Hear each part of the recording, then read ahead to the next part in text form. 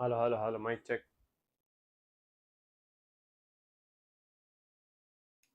નમસ્કાર વિદ્યાર્થી મિત્રો, સ્વાગત છે આપ સૌનું વિદ્યાકુલ ગુજરાતી ચેનલની અંદર. મિત્રો, દ્વિતીય એકમ કસોટી જે 8મી ઓગસ્ટના રોજ યોજાવાની છે. અર્થશાસ્ત્ર વિષયનું ચેપ્ટર નંબર 3 અને અડધું ચોથું ચેપ્ટર આવી રીતના કંઈક સિલેબસ રાખવામાં આવ્યો છે. તો એ અંગેનું મોસ્ટ આઈએમપી ક્વેશ્ચન બેંક હું તમારા માટે ખાસ લઈને આવ્યો છું. ક્વેશ્ચન બેંક એવી છે કે જેની બહાર કોઈ એક સવાલ પૂછાવાનો નથી. એ આશા સાથે કે તમને એકમ કસોટી ખાસ ઉપયોગી બનશે. 25 માંથી 25 માર્ક્સ આવી શકે અને તમારી આગળની બોર્ડની પરીક્ષાની તૈયારીમાં પણ 4 ચાંદ લાગી શકે. એટલા માટે હું આજનો લેક્ચર ખાસ લઈને આવ્યો છું. છેક સુધી જોજો, જોડાયેલા રહેજો. દરેકે દરેક વિભાગમાંથી કયા કયા ચેપ્ટરમાંથી કયા કયા સવાલ પૂછી શકે એવા છે, કયા સવાલના શું જવાબ આવે, જવાબ સહિત હું તમને ખાસ આખા લેક્ચરમાં જણાવતો જવાનો છું. બહુ ફટાફટ, બહુ ઓછા સમયમાં. તો વાર નહીં લગાડીએ, શરૂ કરીએ. સૌથી પહેલો સવાલ વિભાગ એમાંથી આપણે લઈએ. ઓકે, તો હવે વિભાગ એ જે આપણને ખાસ અહીંયા આપ્યો છે, એમસીક્યુ એની અંદર છે.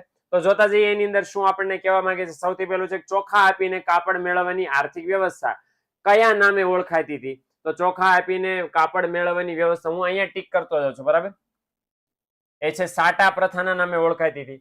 સરકારે કાયદા દ્વારા વધતા ભાવ અટકાવ્યો તો તેવો ભાવ વધારો કેવા પ્રકારનો ફુગાવો કહેવાય? તો એ કહેવાય છે દાબેલો ફુગાવો કહેવાય છે. સતત અને સર્વગ્રાહી ભાવ વધારાની સ્થિતિમાં નાણાંનું મૂલ્ય શું થાય? યાદ રાખજો, સતત અને સર્વગ્રાહી ભાવ વધારો એટલે કહેવા માંગે છે કે શું ચાલી રહ્યો છે માર્કેટમાં? ફુગાવો. અને ભાઈ બહેનો, જો ફુગાવો આવે તો ફુગાવાને કારણે નાણાંનું મૂલ્ય ઘટે ને ઘટે. જો ચાલો, ત્યાર પછી માંગમાં વૃદ્ધિ થવાને કારણે થતા વધારાને, કે માંગ વધી એના કારણે ભાવ વધી ગયો ને એના કારણે ફુગાવો સર્જાણો, તો એ ફુગાવાને કહેવાય માંગ પ્રેરિત ફુગાવો કહેવાય. ઓકે, ત્યાર પછી જે ચોખા આપીને કાપડ મેળવવાની વ્યવસ્થા કયા નામે ઓળખાતી હતી? ચોખા આપીને તો ઓલરેડી આપણે સોલ્વ કરી ગયા છીએ. સાટા પ્રથા ઇઝ ધ જવાબ. ફુગાવાની સાચી પરિસ્થિતિ અર્થતંત્રમાં સાધનોની પૂરેપૂરી રોજગારી મળે. મતલબ આ એક સરસ મજાના વ્યક્તિ કીધું છે કે ઉત્પાદનના જે 4 સાધનો છે, 4 સાધનોને તમે કામે લગાડી દો અને પછી પણ જો નાણાકીય આવક વધે, પછી પણ જો ભાવ વધે, તો ફુગાવો સાચો ફુગાવો કેમ કહેવાય. અને આ વાત કરી છે કેઇન્સ. કોણ? બરાબર, નામ છે કેઇન્સ. જે એમ કેઇન્સ નામના એક સરસ મજાના વ્યક્તિ, એને આપણને આ વાત કરી છે. ઓકે, માફ કરજો. Okay, done. હાલો, ત્યાર પછી વસ્તુ સેવાના બદલામાં જે સર્વસ્વીકૃત છે જે નાણું છે, આ વ્યાખ્યા કોને આપી? યાદ રાખજો, નાની વ્યાખ્યા આપી હોય તો એ હોય રોબર્ટસન, ને મોટી વ્યાખ્યા આપી હોય તો એ માર્શલ. પણ નાની વ્યાખ્યા છે એટલે રોબર્ટસન. નીચેનામાંથી નાણાંના કયા વિકલ્પમાં બહુ સારામાં સારી રીતે સંગ્રહ થાય? પુસ્તકનો બેઠો સવાલ છે. અનાજ, પશુ, પથ્થર ને સિક્કા. તો 4 ઓપ્શનમાંથી સારામાં સારો ઓપ્શન પસંદ કરો. Sikka is the right answer of yours. નાણું કઈ સત્તાના પીઠબળથી બહાર પાડવામાં આવે છે ભાઈ? મતલબ કોઈની સત્તાના આધારે બહાર પાડવામાં આવે છે? તો કેન્દ્રીય સત્તાના પીઠબળથી. અને જે કોણ કામ કરે છે કેન્દ્રીય સત્તા તરીકે નાણાં માટે? Reserve bank of India, RBI કામ કરે છે આપણા માટે સતત અને સતત. હાલો, આગળ વધીએ. ત્યાર પછી ફુગાવો કેવી ઘટના છે ભાઈ? તો અર્થશાસ્ત્રીઓ વારંવાર કહે છે, કહી રહ્યા છે કે ફુગાવો ભાઈ નાણાકીય ઘટના છે. હવે આ સરસ સવાલ છે. ફુગાવાના કારણોમાંથી આ ગોતી કાઢ્યો છે. ભારતમાં જરૂરી પેટ્રોલિયમ પેદાશના કેટલા ટકા પુરવઠો આયાત દ્વારા પૂરો પાડવામાં આવે છે? તો ભાઈ 70%, 70% પુરવઠો એવો છે જેને તમે આયાત દ્વારા પૂરો પાડો છો.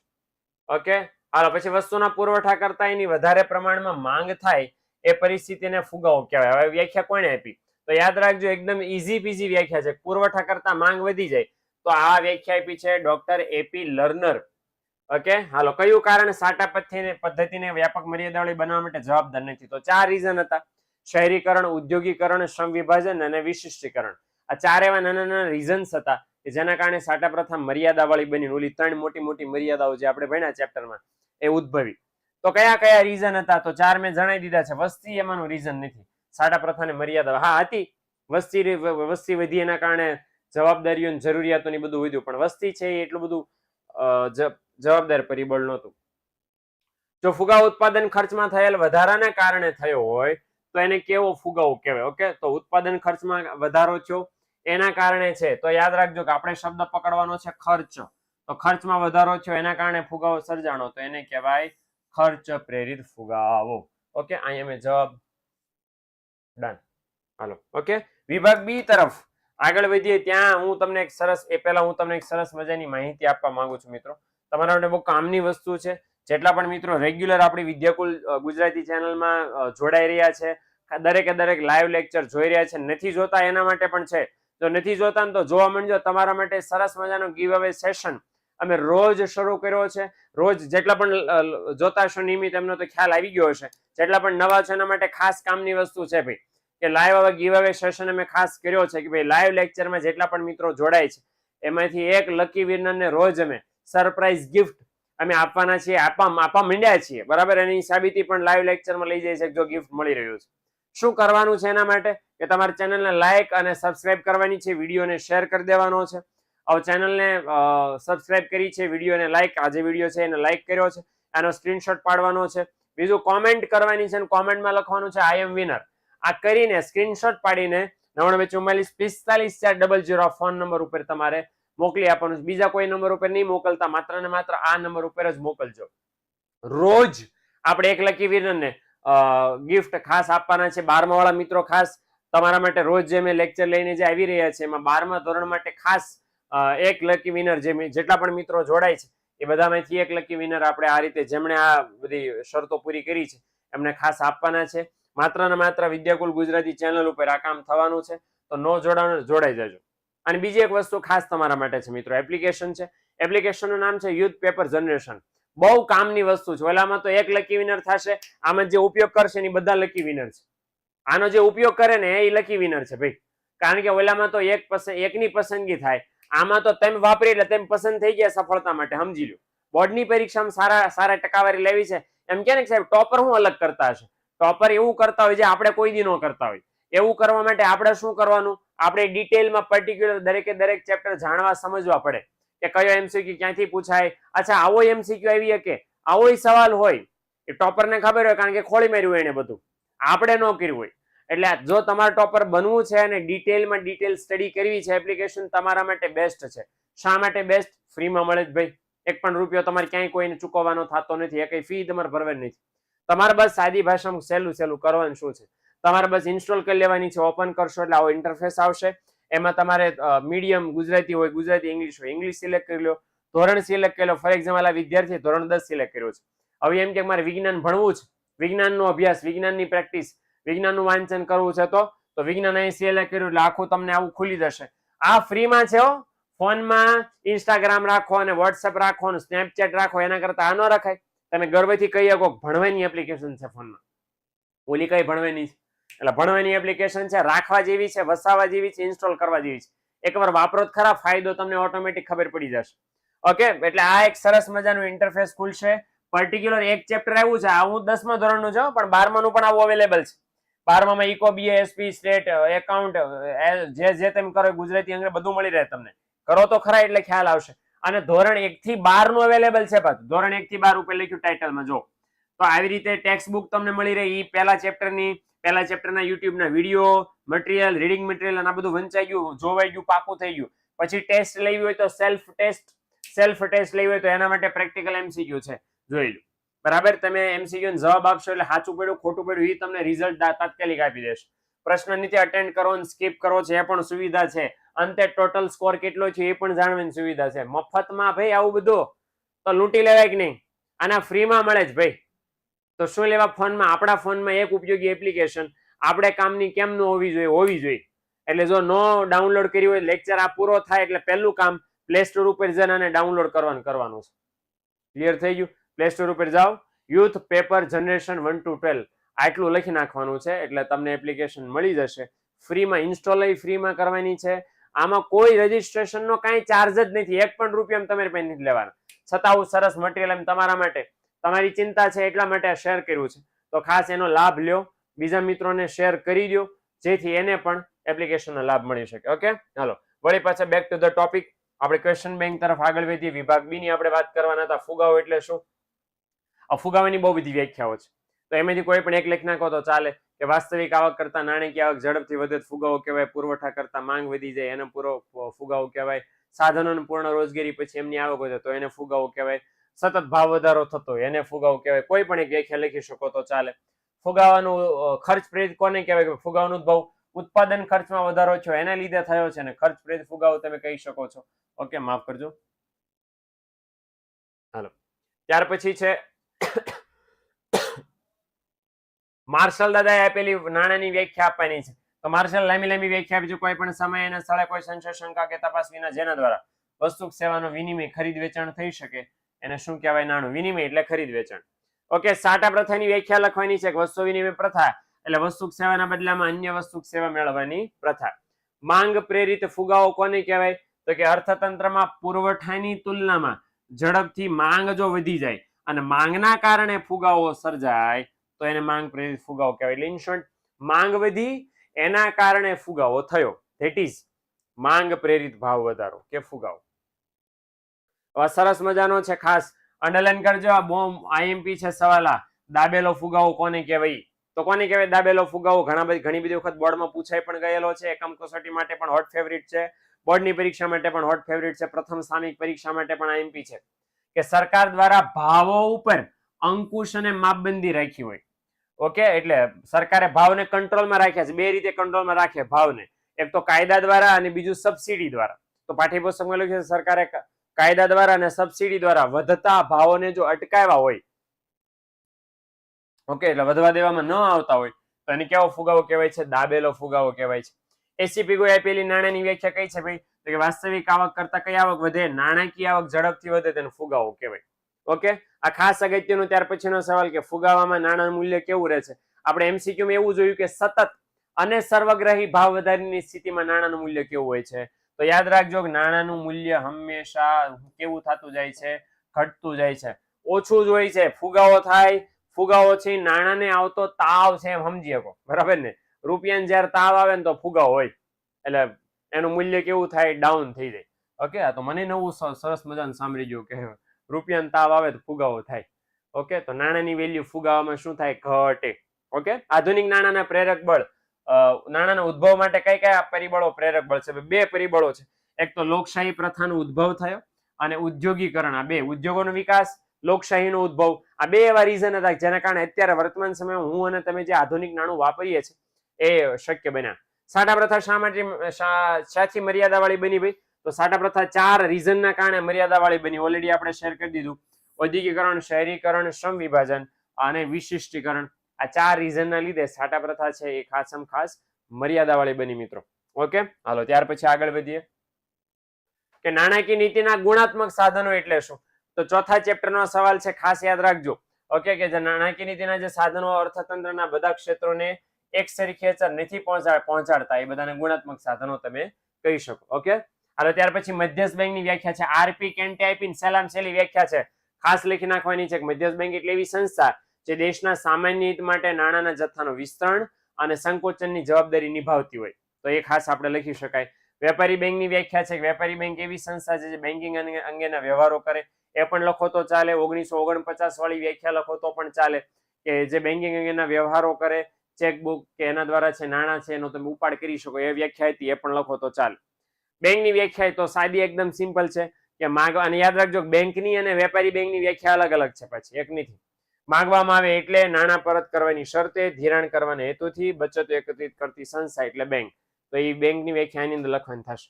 ઓકે, ચાલો. વેપારી બેંક કેવી સંસ્થા છે? તો ભાઈ વેપારી બેંક ધંધાદારી સંસ્થા છે અને પ્રોફિટ માટે, નફા માટે કામ કરે છે. ભાઈ નફાના હેતુથી કામ કરતી સરસ મજાની સંસ્થા છે, એ ખાસ આપણે યાદ રાખવું. અને વિશ્વમાં સૌથી પહેલી બેંક કયા વર્ષમાં શરૂ થઈ? યાદ રાખજો, સૌથી પહેલી બેંક શરૂ થઈ હતી 1401 માં. અચ્છા, એ પૂછો છે કયા દેશમાં? તો સ્પેનમાં. સ્પેન નામના દેશમાં 1401 માં. નામ શું હતું ભાઈ? તો નામે કહી દઉં, બેંક ઓફ બાર્સિલોના. 1401 માં શરૂ થઈ હતી. ઓકે, ઘણા બધા એમ કહી શકશે 11મા ધોરણમાં તો એમ ભણતા હતા, બીએમાં એવું આવતું હતું 1407 માં જીનીવામાં શરૂ થઈ. પછી તો 11મા આવતું હતું, અલગ વિષયમાં હતું. આપણે અત્યારે પુસ્તકમાં આ છે તો આ પ્રમાણે અત્યારે આપણે માન્ય રાખવાનું થશે. સેક્શન સી ની આપણે વાત કરીએ. વિભાગ સી માં 2 માર્ક્સ વાળા સવાલો ખાસ આપણને મળશે. એમાં મોસ્ટ આઈએમપી સવાલ છે, આ યાદ રાખજો. એકમ કસોટીમાં હશે. ફુગાવાના લક્ષણો જણાવો. 4 છે, 4 લખી નાખવાના થશે. ઓકે, હાલો. ત્યાર પછી છે ખૂબ વધુ નાણું ઓછી વસ્તુને પકડવા દોડે ત્યારે ફુગાવો સર્જાય છે. બરાબર, આ વિધાન તો મેચલપ નામના સરસ મજાના અર્થશાસ્ત્રી છે, એમણે આપણી સાથે શેર કર્યું છે. ઓકે, તો આ એરિયા મેચલપ, મેકલપ પણ ઘણા બોલે છે ને ઘણા મેચલપ એવું પણ કહે છે. તો જમણી બાજુના પેજ ઉપર પહેલો મુદ્દો છે નાણાંના પુરવઠામાં થતો વધારો. એ તમારે અહીંયા ખાસ મેન્શન કરીને લખવાનું થશે. ઓકે, હાલો. ત્યાર પછી છે સાટા પ્રથા, વસ્તુ વિનિમય પ્રથા, ઉદાહરણ સહિત સમજાવવાની. તો બે વસ્તુ કરવાની છે, એક તો સાટા પ્રથાની વ્યાખ્યા, સાટા પ્રથાનું ઉદાહરણ, કામ ખતમ છે, સહેલું સહેલું. તો વસ્તુક સેવાના બદલામાં અન્ય વસ્તુક સેવાની લેવડ દેવડ, સાટા પ્રથામાં તો સોટા લખ્યું છે, સોટા તો થાય નહીં, સોટા તો પડી ગયા હતા બિચારાના, સાટા પદ્ધતિના નાણું આવ્યું એટલા માટે. પણ આ સાટા પદ્ધતિમાં થાય છે ખેડૂત, જો ઉદાહરણ આપ્યું છે કે ખેડૂત પહેલા શું કરતો, તો ખેડૂત પહેલા અનાજનું ઉત્પાદન કરે, ખેડૂત છે તો અનાજનું ઉત્પાદન કરે, અને શું કરે પોતાના વપરાશ માટે થોડુંક રાખી લે, બાકીનું જે વધે એ આપીને બદલામાં અન્ય વસ્તુ સેવા મેળવી લે. દાખલા તરીકે અહીં કીધું છે કે જરૂરિયાત પૂરતું અનાજ સ્વ વપરાશ માટે રાખે, વધારાનું જે અનાજ છે એના બદલે વણકર પાસેથી કાપડ મેળવે, મોચી પાસેથી શૂઝ મેળવે, બરાબર ને, અન્ય વેપારી પાસે ચોખા મેળવે, કાપડના વેપારી પાસે કાપડ મેળવે, ઘીના વેપારી પાસે ઘી મેળવે, આ બધું મેળવે. ઓકે, એટલે તમે સમજો ને, સફરજનના બદલામાં ચોખા મેળવવાની પ્રક્રિયા, એટલે ઘઉંના બદલામાં ચોખા મેળવવાની પ્રક્રિયા, અને શું કહેવાય, સાટા પ્રથા કહેવાય. વસ્તુના બદલામાં વસ્તુ સેવાનો વિનિમય થતો, નાણું ક્યાંય નહોતું આમાં. ઓકે, હાલો. બેંક શબ્દનો ઉદ્ભવ કઈ રીતે થયો, માત્ર બેંક શબ્દની જ વાત કરી છે, આમાં બીજું કાંઈ આપણે લખવાનું નથી. તો જો કેટલું લખવાનું છે, બેંકને મળતો શબ્દ ભાંડ છે, જેના પરથી કયો શબ્દ બન્યો છે, ભંડોળ શબ્દ બન્યો છે. બેંક શબ્દ કયા દેશના શબ્દ, ફ્રેન્ચ અને ઇટલી. બેંકા, અને જો લખ્યું છે ફ્રેન્ચ શબ્દ બેંકા, ઇટાલિયન શબ્દ બેંક ઉપરથી ઉતરી આવ્યો છે. પ્રચલિત કઈ રીતે થયો, તો કે યુરોપના દેશોમાં જે શરાફ હતા, ઉછીના નાણાં ધીરનાર લોકો, ઉછીના નાણાં આપનાર લોકો, એ લોકો બધું નાણાંની લેવડ દેવડ આ લાકડાની બેન્ચ ઢળતી પાટલી ઉપર કરતા હતા, અને એના પરથી આ શબ્દ છે બેંક પ્રચલિત બની ગયો. ઓકે, મૂળ તો એમ કહેવાય છે કે બેંક શબ્દનો ઉદ્ભવ જે થયો એનો મતલબ ઓરિજિનલ આવો થાય કે નાણાંનું ભંડોળ, નાણાંનો જથ્થો, નાણાંનું ભંડોળ, એમ તે બોલી શકો છો. ઓકે, તો આટલી વસ્તુ ખાસ તમારે લખવાની થશે 2 માર્ક્સ માટે. અચ્છા, સેક્શન ડી ની આપણે ખાસમ ખાસ વાત કરી લઈએ. મોસ્ટ એમપી ભાઈ, આ મૂકવા જેવો છે નહીં, બિલકુલ નહીં. નાણાંનો ઉદ્ભવ અને વિકાસ ઉપર ટૂંક નોંધ લખવાની થોડી મુકાય, બિલકુલ લાભ લઈ લેવા જેવો છે. 3 માર્ક્સ માટે મોસ્ટ એમપી ને એકદમ ઈઝી છે, સ્ટોરી જેવો છે કે સૌથી પહેલા સાટા પ્રથા હતી.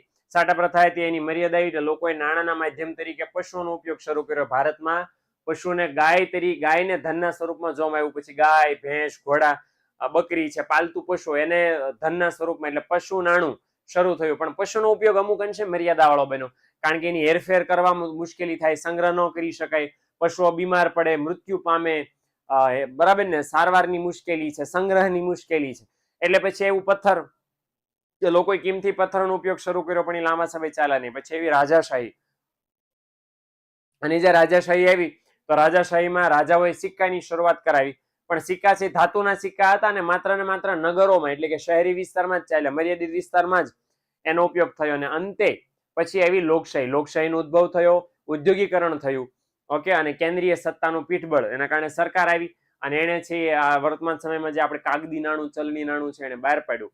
ઉપરાંત બેંકોનો વિકાસ થયો. બેંકનો વિકાસ થયો એટલે નાણાંનો સંગ્રહ, નાણાંની હેરફેર, મૂલ્યની જાળવણી ઓર સરળ બની ગયા. ઓર નાણું સર્વસ્વીકૃત બની ગયું. એટલે ઇન શોર્ટ આ રીતે સ્ટોરી છે. તમે આ રીતે હું જે બોલ્યો છું એ પ્રમાણે લખી શકો.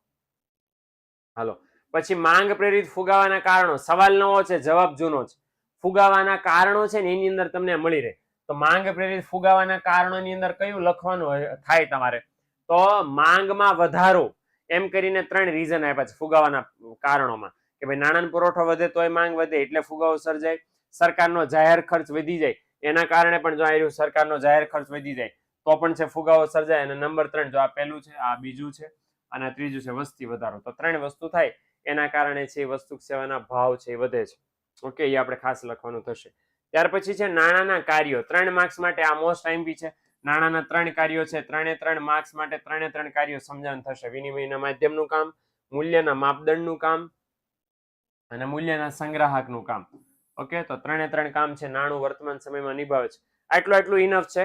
ઓકે, 3 થી 4 લીટી ઉદાહરણ સહિત સમજાવશો તો તમારો ચાલી જશે. ઓકે, 3 માંથી 3 મળશે પૂરેપૂરા. સાટા પ્રથાની મર્યાદાઓ, આ પણ ખાસ. આ 3, આ તો શું છે કે ભાઈ 3 માર્ક્સમાં અથવા તો 5 માર્ક્સમાં ખાસ પૂછી શકાય એવો છે. પરસ્પર જરૂરિયાતને મેળ બેસાડવાની સમસ્યા, મૂલ્યના સંગ્રહની મુશ્કેલી, અને લાસ્ટ બટ નોટ લીસ્ટ મૂલ્યના માપનની મુશ્કેલી. તો 3 જે છે પોઈન્ટ ટુ પોઈન્ટ તમે લખી શકો તો પણ તમને 3 માંથી 3 માર્ક્સ મળશે. હાલો, ત્યાર પછી છે મધ્યસ્થ બેંકના પરિમાણાત્મક અને ગુણાત્મક સાધનોની યાદી બનાવો, દરેક કાર્યને એક એક વાક્યમાં સમજાવવાનો છે. મારી સલાહ એવી છે કે અથવામાં હોય તો અને અથવામાં કાઢવો, પણ જો પૂછાય તો પૂછાય તો બધા સાધનો છે અહીંયા તો મેં ડિટેલમાં સમજાવ્યો છે, પણ તમારે શું કરવાનું છે, લિસ્ટ બનાવી દેવાનું 11 નું લિસ્ટ બનાવવાનું, પછી એને એક એક લીટીમાં સમજાવવાનું, એટલે વ્યાખ્યા લખવાની બસ, એટલે કામ ખતમ થઈ જશે. ઓકે, તો બેંક રેટની વ્યાખ્યા લખો, રેપો રેટની, રિવર્સ રેપો રેટની. ઓકે, તો આવી રીતે તમે એક એક લીટીમાં સમજાવશો તો સહેલું પડશે તમારે, હે ને? જો આ રીતે તો અહીંયા તો પૂરો થઈ ગયો. ઓકે, પણ મેં તમને કીધું એમ કે જો અથવામાં આ નીકળી શકે એવો છે તો ખાસ અથવામાં કાઢો, અને એની સિવાયનો ઉપરનો લખી શકો તો ચાલે. ઓકે, ખાસ મારે તમને જે વાત કરવી છે કે આ મટીરિયલ તમારા માટે ઓલરેડી પબ્લિશ થઈ ચૂક્યું છે. ધોરણ 12 નું 4 વિષયો જે તમને થિયરીમાં સૌથી વધારે હેરાન કરે છે, કયા કયા 4 વિષયો છે ભાઈ? તો કે છે એસપી, બીએ, ઇકોનોમિક્સ અને ઇંગ્લિશ. આ 4 વિષયો પ્રકાશિત થઈ ચૂક્યા છે. તમારે જો લેવા હોય તો બહુ કામની વસ્તુ છે, બહુ અગત્યનું ઇમ્પોર્ટન્ટ મટીરિયલ તમારા માટે સાબિત થવાનું છે. એકમ કસોટીના મોસ્ટ આઈએમપી પેપર ભાઈ આમ જ નીકળે છે. મટીરિયલ જેટલું તમારે સામે વિડીયોમાં આવે છે ને બધું આમ જ નીકળે છે, તો તૈયારી શેમ જ કરે, આમાંથી જ ને ભાઈ. ઓકે, ધોરણ 10 ઇંગ્લિશ મીડિયમનું બધા વિષયનું અવેલેબલ છે, ધોરણ 10 નું ગુજરાતી મીડિયમનું બધા વિષયનું અવેલેબલ છે. સ્ક્રીનશોટ પાડી લ્યો, ખાસ તમને કામમાં લાગશે. જેને બુક લેવી છે લઈ લ્યો, હું તો એમ કહું છું. બરાબર, નહીં લીધી ને તો પછતાશો કે આવું સરસ મટીરિયલ આપણા હાથમાં કેમ ન આવ્યું. ઓકે, આવ્યું હોત ને વાંચ્યું હોત ને તો બરાબર ને આપણા બોર્ડના રેકોર્ડ તોડી નાખે, તો પણ અત્યારે લેવા જેવું છે. રિઝલ્ટ આવે પછી બળતરા કરવા જેવું નથી. લો ખાસ લઈ લ્યો. લેવા માટે બસ શું કરવાનું છે, નંબર ઉપર કોલ કરી લ્યો. કોલ કરી લ્યો એટલે તમને બધી માહિતી મળશે ને તમારા ઘર સુધી પહોંચતું કરી દેવામાં આવશે. પણ એના માટે મેં તમને ખાસ કીધું એમ, મટીરિયલ તમારા માટે બનાવ્યું છે, તેનો લાભ સૌથી વધારે તમને મળવો જોઈએ, નહીતર શું કામનો છે. અને આ બહુ કામની વસ્તુ છે ભાઈ. ખાસ ઓલરેડી હમણાં ટોપર્સ રીલોડેડ બેચ હમણાં પૂરી કરી છે, જેમાં ઘણા બધા મિત્રો જોડાણા અને સિલેબસનો લાભ લીધો, અને હજી ટોપર બેચ અત્યારે ધોરણ 9, 10, 11, 12 4 ધોરણની શરૂ છે. ગુજરાતની નંબર 1 ટીમ ખાસ ભણાવી રહી છે ભાઈ. ધોરણ 12 માં પણ 5 વિષયો છે, એકાઉન્ટ, સ્ટેટ, ઇકોનોમિક્સ, બીએ અને ઇંગ્લિશ. આ 5 વિષયો છે મેં ખાસ ધોરણ 12 માં લઈ રહ્યા છે. 4 વિષયો અંગ્રેજી, એસએસ, ગણિત અને વિજ્ઞાન. આ 4 વિષયો ધોરણ 9 અને 10 ની અંદર, અને જે મેં 5 વિષય કીધા ધોરણ 11 અને 12 ની અંદર. આ 4 ધોરણમાં લેવાઈ રહ્યા છે. ડિટેલમાં સ્ટડી, એકો એક ટોપિકની ઊંડાણપૂર્વકની સમજૂતી અપાઈ રહી છે. લાઈવ લેક્ચરમાં લાઈવ પૂરો થઈ જાય પછી એનો રેકોર્ડિંગ મળે છે, ડાઉટ સોલ્વ થાય છે, આખા વર્ષનો આપણો અભ્યાસ થશે. અને હા ભાઈ, ખાલી આખા સિલેબસનો અભ્યાસ નથી, એની હારોહાર તમને રિવિઝન બેચનો લાભ મળશે, પેપર સોલ્યુશન બેચનો લાભ મળશે. એક બેચ લેવાયથી 3 બેચનો ફાયદો થવાનો છે. તો વાટ શેની જોવો છો ભાઈ? 99 2 44 45 0 પર કોલ કરીને અત્યારે જ બેચમાં જોડાઈ જાઓ. જેટલા જલ્દી જોડાશે ને એટલો વધારે ફાયદો થશે, કારણ કે જેટલા મોડા જોડાશો એટલો સિલેબસ ચાલતો જશે, એટલા તમે લાઈવ ઓછા જોઈ શકશો, કારણ કે રોજે રોજ શેડ્યુલ પ્રમાણે અત્યારે લેક્ચર્સ બધા લાઈવ આવી રહ્યા છે. ઓકે, તો આ વસ્તુનું ખાસ મિત્રો તમે ધ્યાન રાખજો. ડન. ઓકે, ચલો ત્યાર પછી આગળ વધીએ. વેપારી બેંક અને મધ્યસ્થ બેંક વચ્ચેનો તફાવત જણાવવાનો છે. તો પાઠ્યપુસ્તકમાં જો ખાસ સ્ક્રીનશોટ પાડી લેજો. પાઠ્યપુસ્તકની અંદર વેપારી બેંક અને મધ્યસ્થ બેંકનો તફાવત ચોપડીમાં બેઠો આપ્યો નથી, તમારા માટે ખાસ મૂકી દીધો છે, તો સ્ક્રીનશોટ પાડી લો. ઓકે, વેપારી બેંક અને મધ્યસ્થ બેંક નું તમારા માટે બે સેકન્ડ, હું વધારે સમય તો નહીં લઈ શકું, પણ આ જરાક તમારા માટે ઊભું રાખી દીધું, જોઈ લો જરાક. ઓકે, સ્ક્રીનશોટ પાડી લેજો. અચ્છા, તમને એમ થશે એટલા જ મુદ્દા? અરે અહીંયા છે બાકીના 10 મુદ્દા તમારા માટે અલગ રાખ્યા છે. હવે કેટલા માર્ક્સમાં પૂછાય છે એટલા માર્કમાં લખવાનો. એ 3 માર્ક્સમાં પૂછાણો છે, તો જો 3 માર્ક્સમાં પૂછાણો છે, બે બાજુ 6 મુદ્દા તમારે લખવાના થાય. 6 મુદ્દા વેપારી બેંક, 6 મુદ્દા મધ્યસ્થ બેંકના.